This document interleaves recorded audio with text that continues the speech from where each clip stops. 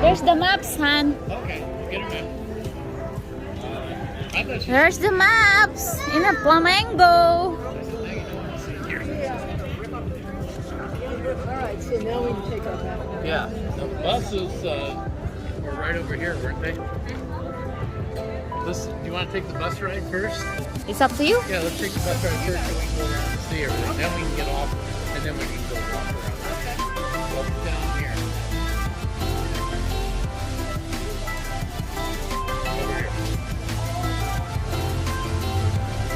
Bus tour over there, Han. It's over here. It says bus tour loading.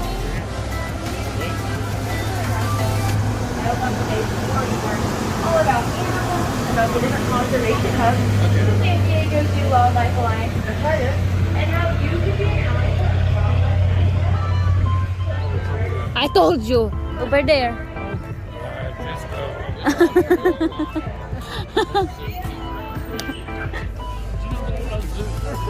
It's right there. I'm gonna wear a mask on the bus because it looks pretty crowded. Picture taking. Pictorial.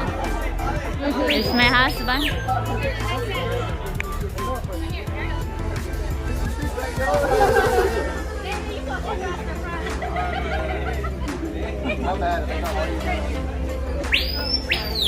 Is that a real bird or is that my like a list. Hi guys. We are here at the bus in the zoo, San Diego Zoo, guys. So, nasa taas kami. There's the flamingo.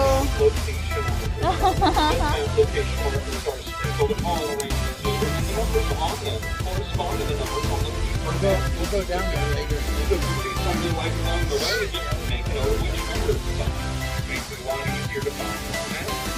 First that is exhibited by this first species coming up is the Asian rainforest. Oh, we're going to be looking for some Look at tiger. some black. Look at tigers. We're gonna get a great Ooh, look at that. the Malayan Hippos. This gigantic tank filled with more than 150,000 gallons of water. Wow. A couple of tons of hippo as well. I Oh, think I saw hippo? them in the front left of their habitat. We might get a view of that as we continue on.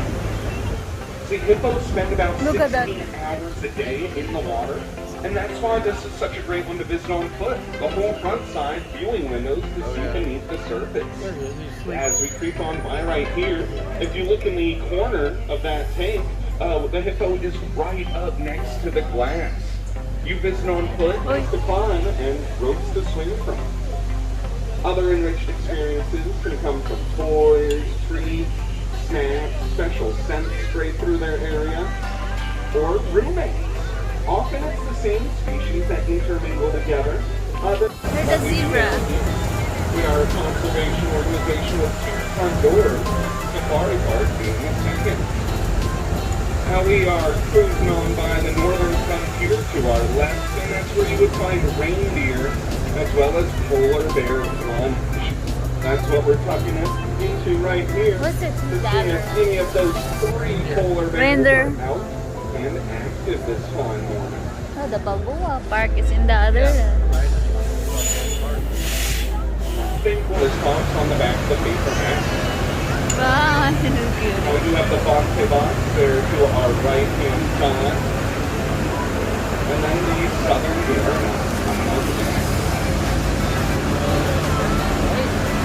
So cutie. As we crest the top of the hill, we're going to have the Skyfari aerial tram on our left. We're at the very back of the zoo. This gets us up to the very front in about a 4-minute ride. From up there, awesome views to downtown, bird's eye views into some habitat, and just a great way to get from one side of the zoo to the other. You could check out Mowgli's Jungle Adventure in our 40-theater to our right, where you've got audio, visual, stuff jumping out at you, but also wind, rain, rumble seats fully immersing you in the film. Now to our left is where the mountain lions live. Rooftop number 3, that's on our left, and Maned wolves to our right. Now, I haven't seen one yet, but I'm already smelling them. Anyone getting hit with that musky, skunky aroma? Yeah, that's the signature scent of Maned wolf. Rivals are juvenile male elephants, Nepo and Sun Tzu. Now, both of these guys are African elephants. Look at their big old ears. They kind of look like the continent of Africa. That's opposed to Asian elephants, whose ears are roughly half the height, half the size, tend to look more like the subcontinent of India. Other ways to tell apart African versus Asian elephants. African elephants tend to be a bit larger, Asian elephants tend to be a bit hairier, and at least when you're dealing with females, the tusks are a really good indicator. For African elephants, both male and female can sport big old tusks that extend about 3 feet away from their face. Asians with a grit, but you can only really see those when you're looking up into their mouths while they're eating. This is the elephant care center on our right, where they get their regular checkup. Looked over from front to tail, Look at that. to ensure that they're happy and healthy. They also get frequent pedicures and Wow. walking around on literal tons of weight. Look, there is important stuff. Yeah, pretty. Alright, looks like we've got our secretary birds both laying down. One of them up close here in the corner, the other one up on Look at that, sweetheart. Look at that. Now, if they were standing, they'd be another 1.5 to 2 feet taller, because they've got long, powerful legs. That makes their hunting style more land-based. See, they are raptors. They're birds of prey like hawks and eagles, but rather than swooping down to snatch up their prey, they just run after them on foot, and when they catch up to rodents, insects, small reptiles, they just give them a couple powerful stomps to create a tenderized meat. Alright, I think I saw a couple of the gals in this next yard. We will have a side-by-side comparison of an Asian and African elephant. So right up close to us here is Shaba. Shaba is the African elephant beneath the trees. If you kind of pivot in your seat and look under that utility, that is Mary. Mary is the oldest of the bunch down here, the matriarch of our elephant family. Camels are the ones that have 2 humps. And if you ever get confused which is which, just think about the first letter of each of those species. So dromedary has just the D, 1 hump. Bactrian, like a capital B, 2 humps.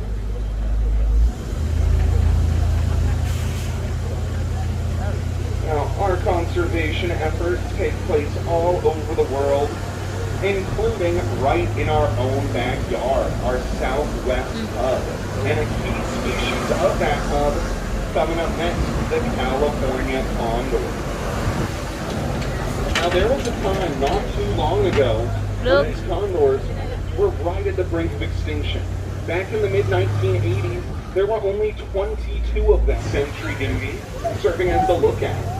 You can usually find them standing up straight, head on a swivel, or maybe just right up close to the edge, looking around at everyone. Look, that's so cute.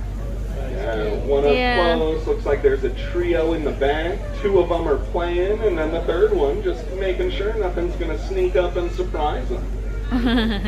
Now, they do have distinct warning calls depending on what kind of threat it's They are so cute. Sounds different if it's an aerial threat, like a hawk overhead, compared to a terrestrial threat, like a snake slithering up. That way, no matter what's heading their way, the rest of the mob can properly prepare for the approaching predator. Now, it is not just animals here at the San Diego Zoo. We're also one of the most visited botanical collections in the United States. Plants grow here from all over the globe.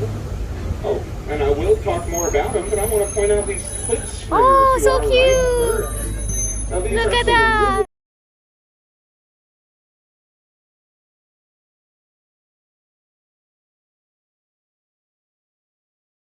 so nicknamed Bear Canyon. We saw the Andean bear. We saw a little bit of the grizzly bears. And coming up next, we've got the sloth bear. Oh, And look at listen that. to Sunbathing. Look at him lounging on that hammock. Does somebody have like a frosty beverage with a little umbrella in it? That's the only thing missing. That is So carpet. cute. And that hammock that he's laying on right now, that's actually made out of repurposed fire hose. Now, we are fortunate enough that fire hoses are donated to us when they're taken out of service because they're still highly durable. That way they can have a second life as furniture, webbing, feeders, toys, instead of just sitting in a landfill somewhere. Wow, good picture. And now this lush greenery all around us is the Lost Forest, which is a rainforest that we maintain through a drip irrigation system. Now, rainforests are used to about 100 inches of rain a year, and in San Diego we get about 10. So that drip irrigation really helps us make every drop count. You could look into drip irrigation for your own home or garden. That almost always saves water by minimizing runoff and evaporation, which in turn saves money. So another win-win. Earlier on, as we entered Elephant Odyssey, I briefly mentioned the Basher Bridge. Yes, We this are going to get a good look at that up above us to our Cafe. left. You can take the elevator to get up to that bridge, or if you stayed on this level and followed that path through the back-to-school gifts, I like to give out notebooks. But not just any notebooks, you guys. Keep in mind, here at the San Diego Zoo, we're very much about reusing, recycling all that we can. So the notebooks that I give my loved ones are made from poo-poo paper. Yeah, poo-poo paper is a recycled, repurposed poo-poo of elephants. Now before you don't worry, they are unscented. Now these poo-poo paper notebooks, they come in a lot of really cool designs and colors, and they feel surprisingly soft, like high-quality linen paper. Every person I've given one to just loved it. Things that we can do on a daily basis that's easy for us, but builds a brighter future for the animals that we saw here today. Now when we come to a complete stop, I'm going to open up the lower level first, and I'll scurry on up the steps to get you off that upper deck. I have been your guide today, your driver, your friend. My name is Doug, Douglas, El Duggarino, if you're not into the whole brevity thing. Thank you for joining us today. Stay hydrated, reapply sunscreen, take pictures, make memories, tell your loved ones that you love them, and have a wonderful rest of the day here at the world-famous San Diego Zoo. This has been a recording.